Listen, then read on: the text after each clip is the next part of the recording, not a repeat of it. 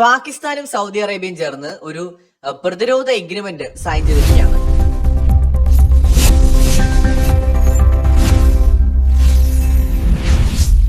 അതായത് ഇപ്പൊ ഏതെങ്കിലും ഒരു രാജ്യം സൗദി അറേബ്യ ആക്രമിക്കുകയാണെന്നുണ്ടെങ്കിൽ അത് പാകിസ്ഥാന് നേരെ നടന്ന ഒരു ആക്രമണമായിട്ട് കാണും. പാകിസ്ഥാനെ ഏതെങ്കിലും ഒരു രാജ്യം ആക്രമിക്കുകയാണെന്നുണ്ടെങ്കിൽ അത് സൗദി അറേബ്യ അവർക്ക് നേരെ ഉണ്ടായ ഒരു ആക്രമണമായിട്ട് കാണും. ഈ ഒരു എഗ്രിമെന്റ് വളരെ പ്രധാനമാണ്. Saudi Pakistan strategic mutual defence pact, Saudi Pakistan തന്ത്രപരമായ പരസ്പര പ്രതിരോധ കരാർ എന്ന് വെച്ചാൽ ഇതിൽ ഏതെങ്കിലും ഒരു രാജ്യത്തെ ഒരു രാജ്യം ആക്രമിക്കുകയാണെങ്കിൽ, വെളിയിൽ നിന്നൊരു രാജ്യം ആക്രമിക്കുകയാണെങ്കിൽ രണ്ടാമത്തെ രാജ്യം കരുതും അവർക്ക് നേരെയുള്ള ആക്രമണമാണെന്ന്. ഏതാണ്ട് നാറ്റോ എങ്ങനെയാണോ വർക്ക് ചെയ്യുന്നത് അതേ രീതിയിലാണ് ഈ ഒരു എഗ്രിമെന്റ്. ഇത് വളരെ വളരെ പ്രധാനപ്പെട്ട കാര്യമാണ്. ഇത്രയും കാലം സൗദി അറേബ്യ വളരെയധികം US മാത്രം ഡിഫൻസ് ആവശ്യങ്ങൾക്കായിട്ട് ഡിപ്പെൻഡ് ചെയ്തിരുന്ന ഒരു രാജ്യമാണ്. അപ്പോ ഇപ്പൊ സൗദി പാകിസ്ഥാനുമായിട്ട് ഇങ്ങനെ ഒരു എഗ്രിമെന്റ് സൈൻ ചെയ്യുന്നതിന്റെ പ്രധാന കാരണങ്ങളിലൊന്ന് ഇസ്രായേലാണ്. നാളെ ഇസ്രായേലിൽ നിന്ന് ഒരു ആക്രമണം ഉണ്ടായിക്കഴിഞ്ഞാൽ പാകിസ്ഥാന്റെ സപ്പോർട്ട് ഉറപ്പുവരുത്തുക എന്ന ലക്ഷ്യം കൂടി സൗദിക്കുണ്ട്. അപ്പൊ ഈ ഇസ്രായേൽ ഭീതിയില് കൂടുതൽ ഇസ്ലാമിക രാജ്യങ്ങള് ഒരു നാറ്റോ മോഡൽ കൂട്ടുകെട്ടിന് മുന്നോട്ട് പോകുന്നു എന്നുള്ളതാണ് കാണാൻ കഴിയുന്നത്. അമേരിക്കൻ പ്രസിഡന്റ് ട്രംപിന് ഇതിൽ വലിയ വിഷയമുണ്ടെന്ന് തോന്നുന്നില്ല. ട്രംപിന് പൈസ കിട്ടിയാൽ മതി, ബിസിനസ് കിട്ടിയാൽ മതി. മറിച്ച് ഇവര് കൂട്ടുകെട്ടുകൾ ഉണ്ടാക്കുന്നതിന് ട്രംപിന് വലിയ കുഴപ്പമൊന്നുമില്ല. പ്രത്യേകിച്ച് ഇപ്പൊ പാകിസ്ഥാൻ ട്രംപിനെ സംബന്ധിച്ചിടത്തോളം ഏറ്റവും അടുത്ത സുഹൃത്താണ്.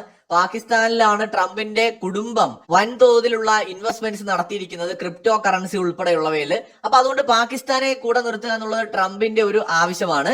അത് മാത്രമല്ല, സൗദി ഉൾപ്പെടെയുള്ള ഗൾഫ് രാജ്യങ്ങൾ വളരെ സമ്പന്നമാണ്. അപ്പൊ ട്രംപിന്റെ കുടുംബത്തെ കൂടുതൽ സമ്പന്നമാക്കാൻ വേണ്ടിയിട്ട് ഈ ബന്ധങ്ങളെല്ലാം ട്രംപ് ഉപയോഗിക്കുകയാണ്. അമേരിക്കയുടെ നേട്ടങ്ങളെയും കോട്ടങ്ങളെയും കുറിച്ച് ട്രംപ് ചിന്തിക്കുന്നില്ല.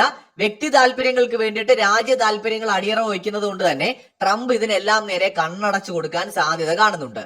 എന്തായാലും ഈ ഒരു ഡിഫൻസ് എഗ്രിമെന്റ് ഉറപ്പിച്ചോളൂ, സിറിയയോ ഇറാഖോ അല്ലെങ്കിൽ ലെബനനോ ഒന്നും തന്നെ ഒപ്പുവെക്കാൻ പോകുന്നില്ല, അല്ലെങ്കിൽ യമൻ ഒപ്പുവെക്കാൻ പോകുന്നില്ല. അമേരിക്കയ്ക്ക് പ്രശ്നമുള്ള രാജ്യങ്ങളുമായിട്ട് അല്ലെങ്കിൽ ഇസ്രായേലുമായിട്ട് നിലവിൽ പ്രശ്നമുള്ള രാജ്യങ്ങൾ ഒരിക്കലും ഇത്തരം എഗ്രിമെന്റിന്റെ ഭാഗമാകാൻ പോകുന്നില്ല.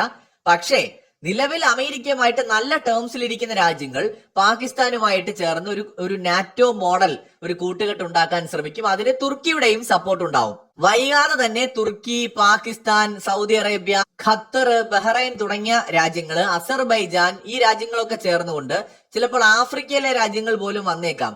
അങ്ങനെ ഒരു ഇസ്ലാമിക രാജ്യങ്ങളുടെ ഒരു നാറ്റോ, അതിൽ ബംഗ്ലാദേശും ചിലപ്പോൾ ഭാഗമായേക്കാം. ഇന്തോനേഷ്യ ഭാവിയിൽ ചിലപ്പോൾ അതിന്റെ ഭാഗമായേക്കാം. അങ്ങനെ ഇസ്ലാമിക ഭൂരിപക്ഷമുള്ള രാജ്യങ്ങളുടെ ഒരു നാറ്റോ സഖ്യം രൂപപ്പെടുകയാണ്. ആ മാതൃകയിലുള്ള ഒരു സഖ്യം രൂപപ്പെടുകയാണ്. അതിന്റെ തുടക്കമാണ് ലോകത്തിലെ ഏറ്റവും പ്രധാനപ്പെട്ട ഇസ്ലാമിക രാജ്യമായിട്ടുള്ള സൗദി അറേബ്യയും ലോകത്തിലെ ഏറ്റവും പവർഫുൾ ആയിട്ടുള്ള ഇസ്ലാമിക രാജ്യമായിട്ടുള്ള പാകിസ്ഥാനും.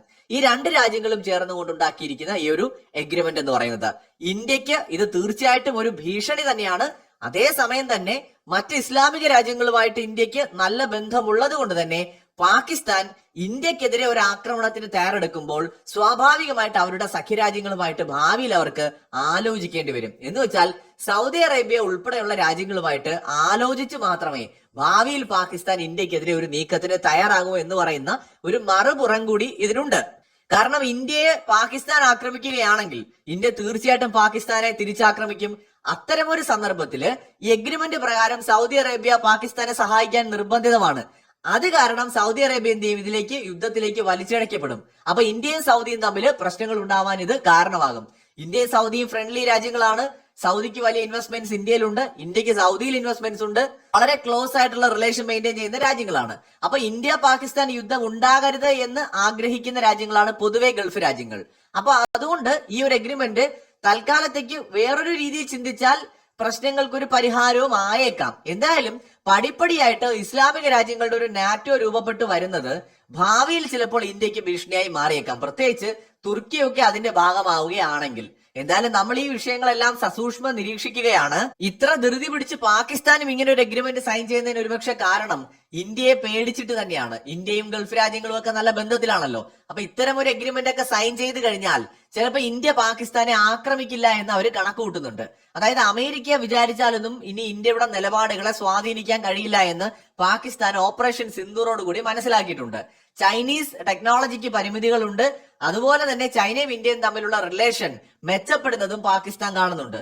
ഒരുപക്ഷെ അതുകൊണ്ട് കൂടി ആയിരിക്കാം ഇസ്ലാമിക രാജ്യങ്ങളുമായിട്ടുള്ള ബന്ധം വർദ്ധിപ്പിച്ചുകൊണ്ട് അത് ഇന്ത്യയുടെ മേൽ പ്രഷർ ചെലുത്തുന്നതിന് ഭാവിയിൽ ഉപയോഗിക്കാമല്ലോ. കാരണം ഇന്ത്യക്ക് ഗൾഫ് രാജ്യങ്ങളുമായിട്ട് നല്ല ബിസിനസ് ഉണ്ട്, ട്രേഡ് നമ്മൾ ചെയ്യുന്നുണ്ട്. അപ്പൊ ഇന്ത്യയുടെ മേൽ പ്രഷർ ചെലുത്താൻ വേണ്ടിയിട്ട് ഈ റിലേഷൻസിനെ ഉപയോഗിക്കാം, ഇന്ത്യ ആക്രമിക്കാതിരിക്കാൻ വേണ്ടിയിട്ട്.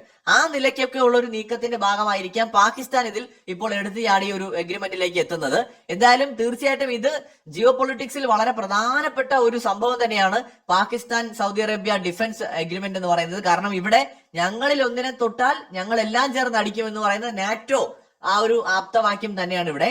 നമ്മൾ പാകിസ്ഥാനെ ആക്രമിച്ചാൽ പാകിസ്ഥാന്റെ കൂടെ നിന്ന് സൗദിയും നമുക്കെതിരെ യുദ്ധത്തിന് വരും. സൗദി ആരെങ്കിലും ആക്രമിച്ചാൽ, ഉദാഹരണത്തിന് ഇസ്രായേൽ ആക്രമിച്ചാൽ പാകിസ്ഥാനും കൂടെ എന്ത് ചെയ്യും? സൗദിയെ സപ്പോർട്ട് ചെയ്ത് ഇസ്രായേലിനെ ആക്രമിക്കും.